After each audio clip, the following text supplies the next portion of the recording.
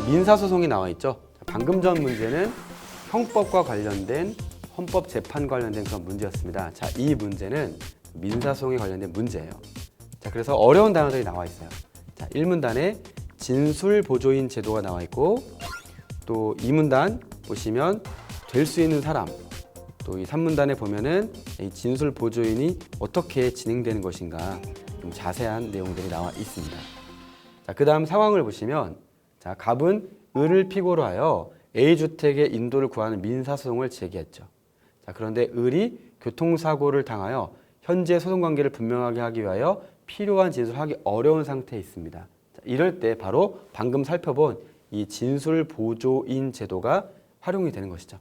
자, 그래서 1심 법원은 을로부터 진술보조인에 대한 허가 신청을 받았고, 자, 배우자인 병을 이렇게 진술보조인으로 허가한 그런 케이스였죠.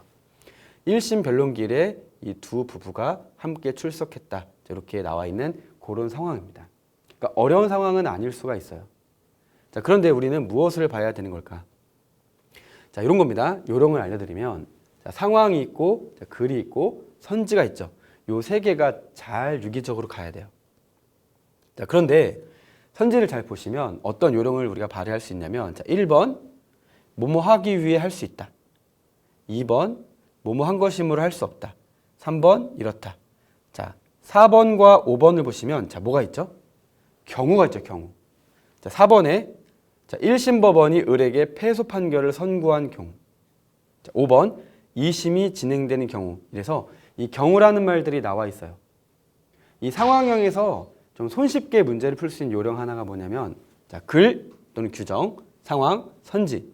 이 선택지, 즉 선지에서 경우가 나와 있는 때가 있어요. 이런 경우. 때, 면. 그래서 경우와 뭐뭐할 때, 뭐뭐면 이런 세 가지가 나오면, 아, 이 중에 답이 있겠구나라고 생각하시면 돼요. 자, 왜 그렇죠? 자, 우리가 지금 하고 있는 것은 판단이에요. 문제에 계속해서 뭐뭐로 근거로 판단할 때 이렇게 나와 있죠. 근데 이 판단이란 말이 무엇인지 짚고 넘어가면은 판단을 다른 말로 하면 추론이라고 합니다.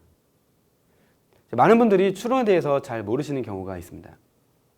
자, 추론이란 것은 논리적으로 말하면, 자, 이러한 제시문을 전제로 보고, 얘도 전제로 보고, 이 선택지에서 결론을 내리는 거예요.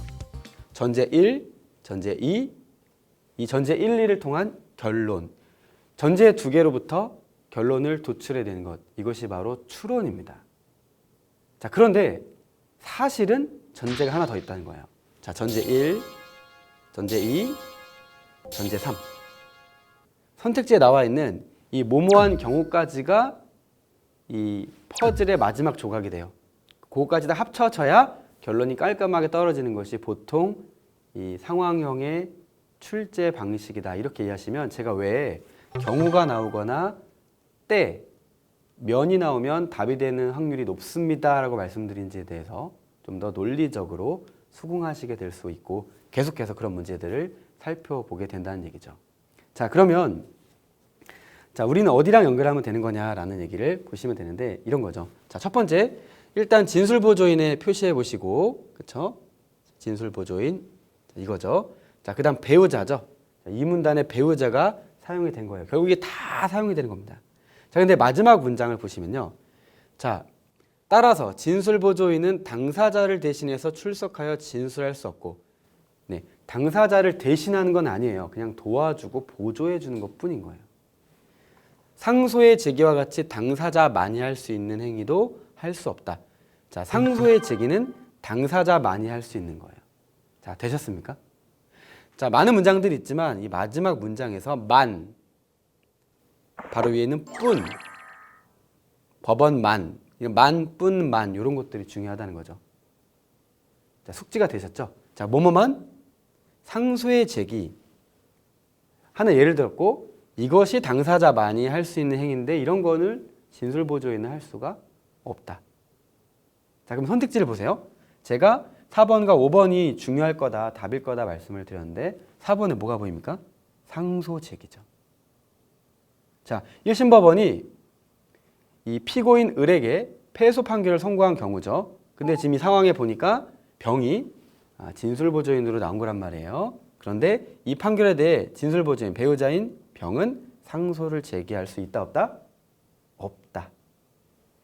자, 진술보조인 배우자 이 마지막에 있는 요 문장 요 세 개가 결합이 되는 거예요. 요 상황에.